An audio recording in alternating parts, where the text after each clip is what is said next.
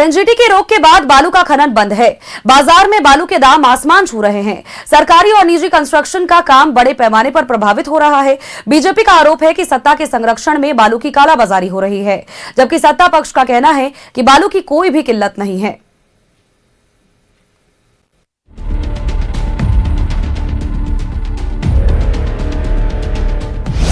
बालू की किल्लत से राजधानी में हाहाकार। 45 से 50 हजार में बिक रहा एक हाईवा बालू। सरकारी और निजी कंस्ट्रक्शन का काम प्रभावित। सत्ता के संरक्षण में बालू का अवैध कारोबार। बीजेपी बालू को लेकर बेवजह हल्ला कर रही। बालू खनन पर एनजीटी की रोक के बाद पूरे झारखंड में बालू के लिए हाहाकार मचा हुआ है। बालू की कीमत आसमान छू रही है। 45 से 50 हजार में एक हाईवा बालू बिक रहा है। सरकारी और निजी कंस्ट्रक्शन का काम पूरी तरह प्रभावित है। निर्माण कार्य की लागत बढ़ने से बिल्डर त्राहिमाम कर रहे हैं। और बालू की काला बाजारी यहाँ चरम पर है।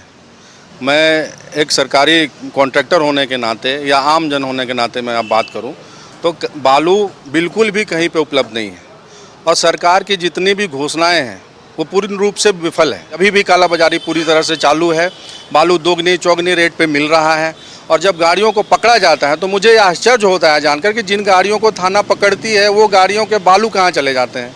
वो थाने में लेकर थाने के द्वारा भी बेचा जा रहा है। उधर झारखंड में बालू की किल्लत पर बीजेपी ने हेमंत सरकार को जिम्मेदार ठहराया। बीजेपी का आरोप है कि सत्ता के संरक्षण में बालू की तस्करी हो रही है। जनता त्राहिमाम कर रही है, लेकिन सरकार के कानों पर जू तक नहीं रेंग रही। बालू आज भी अगर आप किसी से जाके पूछेंगे जो भी काम करते हैं तो 50,000 45,000 रुपए हाईवा मिल रही है बालू। कहाँ से कोई भी कॉन्ट्रैक्टर या घर बनाने वाला आम आदमी अगर उसे अपना घर बनाना है तो उसकी जो लागत होगी ऐसी 1.5 गुना भाग जाएगी। तो सोचिए कि पूरे राज्य में किसी राज्य में हम बोलते हैं कि इंफ्रास्ट्रक्चर से ही सबसे तेज विकास होता है, तो पूरी इंफ्रास्ट्रक्चर बैठा हुआ है। सारे ठेकेदार परेशान है, घर बनाने वाले परेशान है, पीएम आवास बनाने वाले लोग परेशान है क्योंकि बालू नहीं मिल रही। बीजेपी के आरोपों पर कांग्रेस का तर्क है कि एनजीटी की रोक के कारण बालू की थोड़ी किल्लत है। बरसात के बाद सब कुछ सामान्य हो जाएगा। विपक्ष के नेता सिर्फ बयानबाजी करते हैं। जब एनजीटी लगता है तो स्वाभाविक तौर पे थोड़ा दिक्कत स्टार्टिंग में होता है और एनजीटी लगाना तो किसी स्टेट गवर्नमेंट का नियम शुरू से चला आ रहा और दिक्कत परेशानी कुछ नहीं। एनजीटी लगा है तो स्टॉक यार्ड भी बहुत लोग, हर डीएमओ साहब लोग अपना स्टॉक यार्ड को स्टॉक करवाए हैं। प्रक्रिया के द्वारा मिलते रहेगा और मिलता रहा है। और विपक्ष का काम क्या, विपक्ष तो अभी कहेगा ही, उसके पास कोई काम तो है नहीं, तो कहने दीजिए, वो कहते रहे। फिलहाल राज्य में बालू को लेकर राजनीति तो हो रही है, लेकिन आम जनता को कोई राहत मिलती नहीं दिख रही। प्रशासन की मिलीभगत से बालू माफिया काफी मात्रा में बालू का स्टॉक कर ऊंचे दामों पर बेच रहे हैं।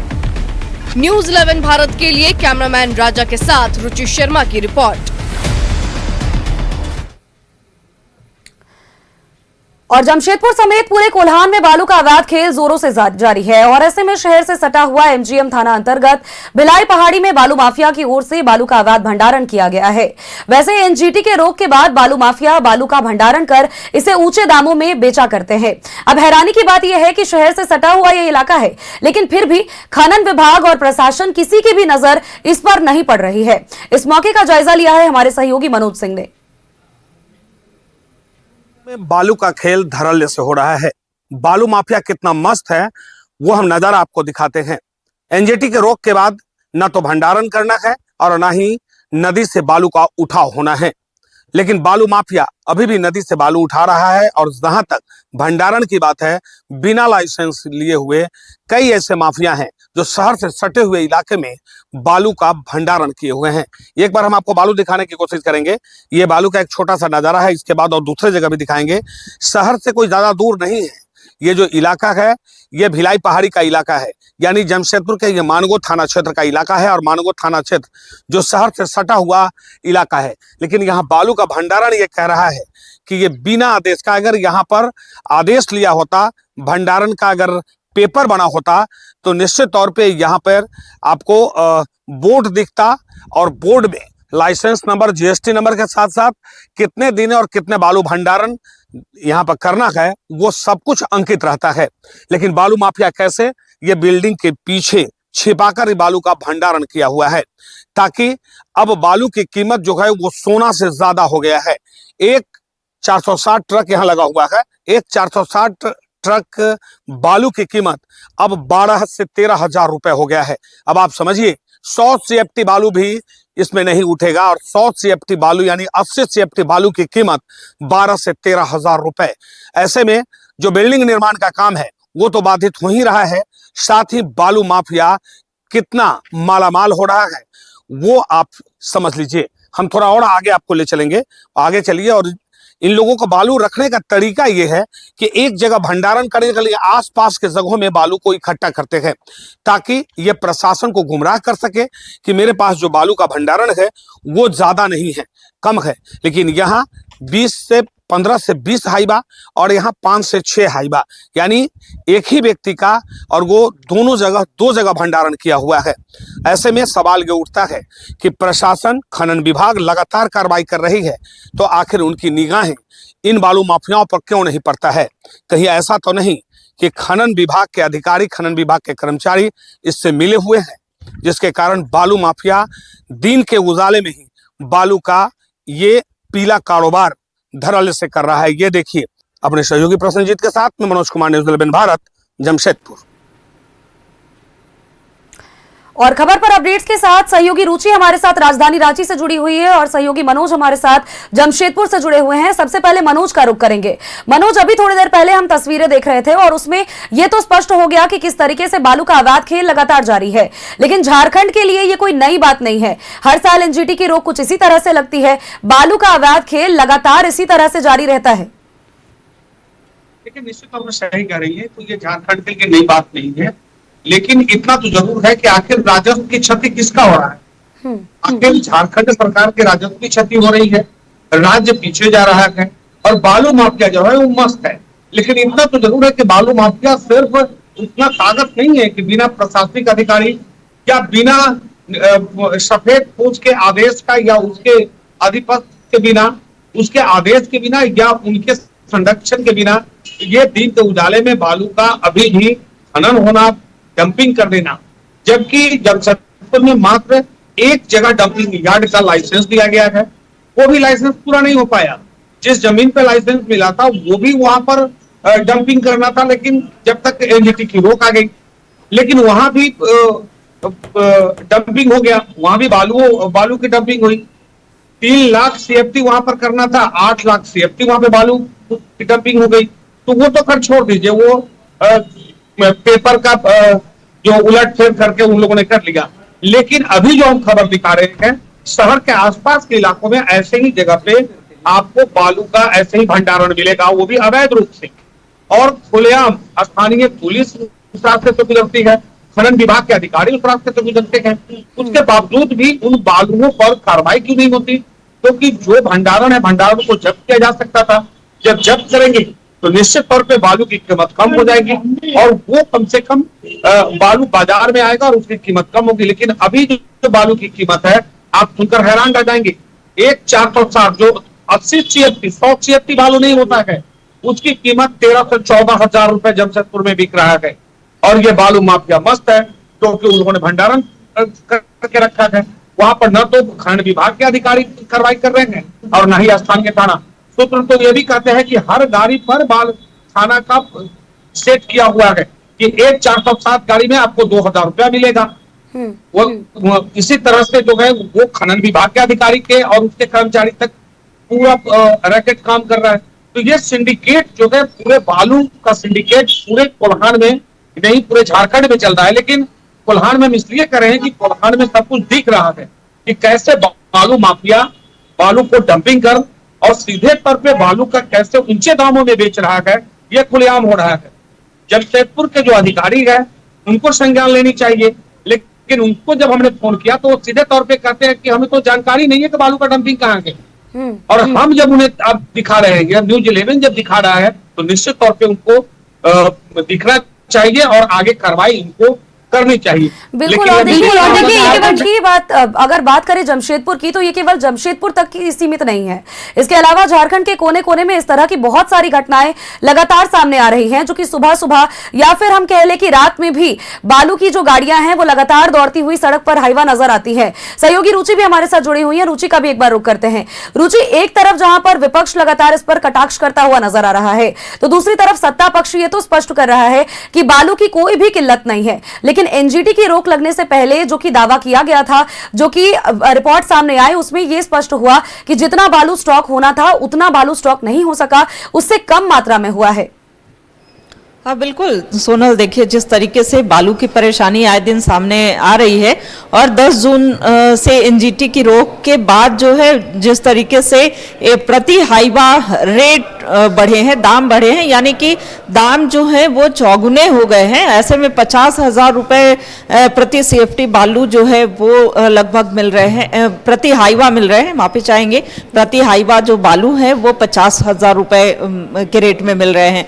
ऐसे में जो कॉन्ट्रैक्टर हैं उनको तो परेशानी हो ही रही है, लेकिन जो भी लोग वैसे जो अपना निजी कार्यों के लिए, यानी कि जिनके कंस्ट्रक्शन के कार्य चल रहे हैं, उनको तो परेशानी हो ही रही है। साथ ही साथ जो कई योजनाएं चलती हैं, चाहे वो प्रधानमंत्री आवास की बात करें या अबुआ आवास की ही बात कर ले, तो इन सभी योजनाओं के लिए भी, उन कंस्ट्रक्शन के कार्यों के लिए भी बालू जो है वो नहीं मिल रहे हैं तो ऊंची दर में मिल रहे हैं।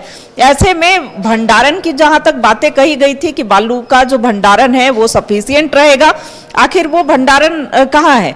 तो बालू माफिया भी लगातार जो है वो सरकार से बचा करके स्टॉक जो है उनके पास है और इससे राजस्व की क्षति तो हो ही रही है। दूसरी तरफ आपने कहा कि राजनीति भी हो रही है, तो प्रमुख विपक्षी पार्टी बीजेपी एक बार फिर से सवाल उठा रही है और ये कह रही है कि ये सिर्फ अभी का नहीं है, मानसून आने के बाद या एनजीटी की रोक की बात नहीं है, ये पिछले 6 वर्षों से बालू का खेल जो है वो इसी तरीके से चल रहा है। बालू माफिया जो है वो हावी है और सरकार के राजस्व को नुकसान हो रहा है। सरकार का संरक्षण जो है उन बालू माफियाओं को प्राप्त है, इसलिए ना तो वो पकड़ में आते हैं और जहां भी है धड़ल्ले से, थाने से लेकर के, और जहां भी स्टॉक किया जाता है माफिया द्वारा, वहां से सरकार की नजरों में या पुलिस प्रशासन की नजरें जो हैं वो नजरों से बच करके नहीं रहते, अनदेखा जरूर किया जाता है। लेकिन कई बार सदन में भी इसे लेकर के आवाज उठाए गए। देखिए याद होगा सोनल की मुख्यमंत्री हेमंत सोरेन ने कहा था कि जो नॉन टैक्स पेयर हैं, जो टैक्स पे नहीं करते हैं, उन्हें मुफ्त में बालू मिलेगा। तो आज वो सारी बातें जो हैं वो कहाँ गई? बालू को लेकर के जो आम आदमी की परेशानी है वो आए दिन सामने आ रही है। अब हालांकि जो सत्ता पक्ष हो या फिर सहयोगी दलों की बात करें, उनका कहना है कि बालू को लेकर के कोई परेशानी नहीं है। वाकई में परेशानी नहीं है। अगर आप चौगुने दाम दे करके बालू की खरीद चाहते हैं तो वो आपको मिल ही जाएंगे, लेकिन आखिर इतने पैसे क्यों पे करने पड़ रहे हैं? एनजीटी की रोक के बाद भी बालू का जो अवैध रूप से भंडारण है वो क्यों हो रहा है? जो प्रक्रिया के तहत अगर देखा जाए तो राजस्व की भी बड़ी क्षति सोनल देखने को मिल रहा है। जी बिल्कुल रुचि, और देखिए जिस तरह से आप भी बता रही हैं कि लगातार जो योजनाएं हैं वो भी धरातल पर इसी वजह से नहीं उतर पा रही हैं, क्योंकि बालू का स्टॉक तो है नहीं उतना, और इसके बाद अगर खरीदना भी पड़ रहा है तो बहुत ज्यादा दामों में, 4 गुना दामों में खरीदना पड़ रहा है, जिसकी वजह से सभी योजनाएं प्रभावित हो रही हैं। जो लोग अपने भवनों का सपना देख रहे हैं उनका भी ये सपना चूर होता नजर आ रहा है। सहयोगी मनोज भी हमारे साथ जुड़े हुए हैं, मनोज का एक बार दोबारा रुख करेंगे। मनोज, जो तस्वीर आपने भेजी उसमें यह स्पष्ट हुआ, आपने तस्वीरों में दिखाया कि किस तरह से भंडारण हो रहा है। सबसे चौंकाने वाली बात तो यह है कि अगर एक ही व्यक्ति उस जगह पर भंडारण कर रहा है तो 2 अलग अलग जगहों का वो इस्तेमाल कर रहा है, ताकि प्रशासन को वो दिखा सके कि ये मेरा नहीं बल्कि किसी और का भी है और एक साथ बहुत सारे बालू का स्टॉक हो सके। देखिए निश्चित तौर पर सही कर रही है। देखिए कितना साबित है ये बालू माफिया लोग, उसको थोड़ा एक बारीकी से समझिए कि पहले ये स्टॉक जो है एक जगह नहीं रखता है। ये मतलब 8-10 हाईवा एक जगह रखा, 6-7 हाईवा दूसरे जगह रखा, 15-20 हाईवा तीसरे जगह रखा, 5-4 हाईवा अलग रखा, यानी अलग अलग टुकड़ी टुकड़ी में रख दिया, ताकि जो खनन विभाग के अधिकारी है जब वो छापेमारी करे तो एक स्टॉक से वो वापस लौट जाए, बाकी इनका 4 स्टॉक जो है वैसे बचा रह जाए। और उसके बाद यानी खनन विभाग ने खानापूर्ति भी कर दी और माफिया ने अपना बालू भी बेच लिया। तो ये सातिराना है इन लोगों के अंदर, इतने शातिर है ये लोग बालू माफिया लोग, और उस जगह पे रखते हैं जहाँ भीड़ भाड़ इलाका है या जहाँ किसी का मकान बन रहा है। अगर अनहोनी व्यक्ति का मकान बन रहा है वहां पे डंपिंग कर देंगे ताकि लोग ये समझे कि मकान वाले का है। जब मकान वाले से पूछेंगे बोलेगा बाबा मेरा तो है नहीं, क्योंकि मेरा तो पास बाबू नहीं मिल रहा है, हमने मकान का जो निर्माण काम है वो लटक गया है। तो कितने शातिर है ये लोग समझिए, और यही कारण है कि ये पूरा सिर्फ शातिराना सिर्फ नहीं है, ये खनन विभाग का दिमाग के साथ, पुलिस के दिमाग के साथ चलते हैं, ताकि कोई बड़े अधिकारी अगर आए तो उनको एक जगह छापेमारी कर वो जब्त कर दे और उसके बाद बालू वहां से उठाकर प्रशासन अपने कब्जा में कर दे और बाकी जगह जो धरने से चल रहा है वो चलता रहे। तो ये खेल है बालू माफियाओं का पूरे इलाके में, एक दो जगह नहीं, चाहे चाईबासा की बात कर ले, सरायकेला की बात कर ले, जमशेदपुर की बात कर ले, भाड़ागोड़ा की बात करें, घाटशिला की बात कर ले, मूसाबनी की बात कर ले, तमाम वैसे इलाकों में ऐसे ही ये लोग बालू का भंडारण कर और बालू के अवैध जो है भंडारण है और साथ साथ जो बालू की कीमत है वो आकाश छू रही है। अगर जिनको जरूरी है, मजबूरी है, वो लेंगे, लेकिन उसको कीमत मोटा देना पड़ेगा। एक ट्रैक्टर बालू हम बता रहे थे कि 80 CFT होता है, 70 CFT होता है, 100 CFT भी नहीं। बिल्कुल, हालांकि देखिए मनोज, खबर तो ये भी सामने आई थी कि जिस तरह से बालू को पकड़ा जा रहा है, हाईवा को पकड़ा जा रहा है, जिसके बाद पुलिस इसे थाने लेकर के जा रही है, लेकिन थाने में हाईवा तो जरूर रह रहा है पर बालू गायब हो जा रहा है। अब सवाल बहुत सारे हैं, लेकिन ऐसे में अब देखना ही होगा कि इसका निष्कर्ष क्या कुछ निकलता है। चलिए, बहुत बहुत शुक्रिया मनोज और रुचि, आप दोनों का हमारे साथ जुड़ने के लिए।